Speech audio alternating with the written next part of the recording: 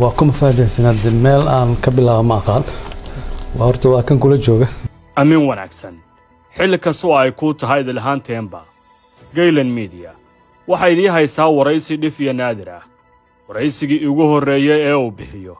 شخصي يوجوه هذا الحين تبنى سياسة الصومالي دا سنوين كلا صور دافعي ورئيسي كانوا حنبارسن حاجة حساسية إياك ورميد الدعوين كدلك صومري سنوين كلا صور دافعي أيا نولي على الناي أما كقعدنا فهد ياسين حاج الداير وسوق قبتي أفرحل أو كراها أقاسم مدحتويو أقاسم كحجان نيسا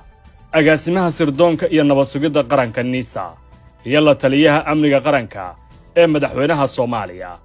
أفرتشقو إيا حيلهين تفهد ياسين إيه شانسانو إيا بلوين ديرادا waxay leeyihiin dhacdooyin ku wareegsan oo xasaasi ah waa markii koobaad oo fahad warinta si toos ah nooga ogolaado inaan waraysi kala yeelano warcelimaha aan waraysigan kaga bogan doontaan waxa kamid ah waxaan ahay hooyo koris ayada ay barbaarisay ayada ay korisay sooyaalka shakhsiyadda fahad yaasiin koritaan xirfad يعني فهد ومعلم دكتور قرآن وصومري nolosha igu bilowgeedii waxaan ka bilaabay dugsi quraan macallinka noqdo iyo kamid ahaanshaha kooxaha salafiga aniga waxaan kamid ahaa dhalinyaradii ku qanacday manhajka salafiga ah ku qanacday ururka al-Ittihad Islami xubin ka noqday darajooyin sarsare waliba ka gaaray waana ku faanaa dhammaan su'aalaha hoos imaanaya su'aasha weyn ah waa kuma Fahad Yaasiin laba maamulkiisa Nisa oo ay ku jiraan su'aalaha ugu badan ee la isweydiinayo ahaana waxyaabaha sida weyn dadka Soomaalida oo dhan ay jeclaan lahaayeen xog badan inay uga helaan waxaan hay'adda ka saaray wax allaale iyo wixii faragelin ajnabi ah oo ku dhex jiray oo si xad dhaaf ugu dhex jiray saddex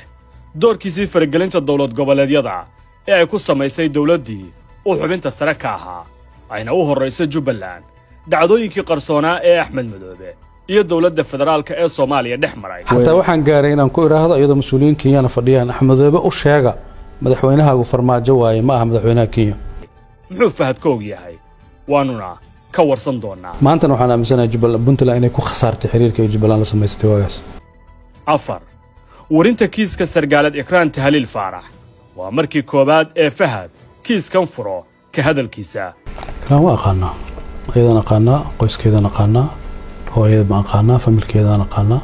xoga xasaasiyana waa uu noo sheegay waana diihaynaa ra'iisul wasaaraha Soomaaliya wuxuu sheegay inuu og yahay dadkii dilka dambe ashii waa runtiisa aan mareena oo ogyahay waa runtiis shan ruraanshaha isku milanka hay'adda nabad sugidda iyo sirdoonka Soomaaliya ee Nisa iyo kooxda argagixiso ee Al-Shabaab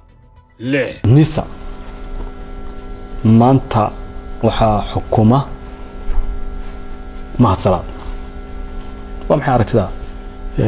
madaxweyne xasan sheekh maxamuudna mahadsalaad aqoon ma laha ma yaqaano hadduu aqoon lahaana uma magacaabeen muxuu og yahay oo gaar ah oo waraysiga uu ku sheegay waxaan rabaa inaan kuu sheego sargaalka nabad sugidda Soomaaliya ka tirsan ee sir qaran la wadaaga taliyaha cusub ee la magacaabay waa qof sirtii qaranka u dhiibaya qofkii laga ilaalinayo toddobo dhalinyaro Soomaaliyeed ama askar hadba sidaa doonto ugu yeer ayaa laga qaaday Soomaaliya la geeyay Eritrea maxaa xog ka hayaa Fahad Yaasiin hal askari oo ciidanka dawladda Soomaaliyeed ay u dirtay Eritrea oo tababarka military u aaday hal askari oo ka qayb galay ma jiro dhammaan su'aalo waaweyn oo la xiriira malafkaas ayaanu yana weydiinay sideed haddii laga guulaystay madaxweyne Farmaajo Fahad oo saaxiibkiis ahaa iyo isaguna ay bannaan joog yihiin maanta dawladda Qatar oo saameyn xoogan ku lahayd Soomaaliya saaxiibna la ahayd Fahad Yaasiin xiriirkoodu ma sii jiri doonaa Fahad iyo Qatarse maxay tahay dunta isku xirtaa Fahad institution maaha hay'ad maaha qof baa hadda maxay la soo xiriirayaan dawladda Soomaaliya madax ka sagaal shantii sano ee la soo dhaafay siyaasadda arrimaha dibadda ee Soomaaliya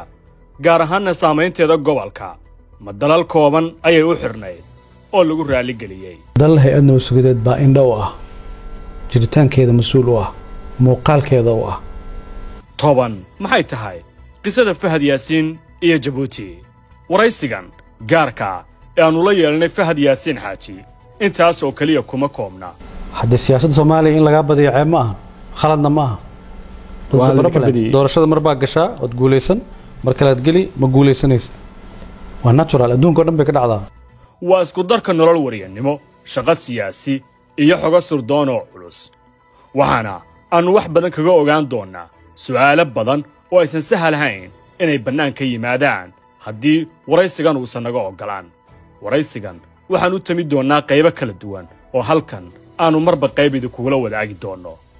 ma jeceshahay inaad barato qur'aanka kariimka ah iyo culumta shareecada ugu kaalay markaska nuureyn online oo baro adigoo gurigaaga jooga qur'aanka higaada iyo culumta kale islaamka wixii faahfaahin kala xiriir nambarada shaashada kaaga muuqda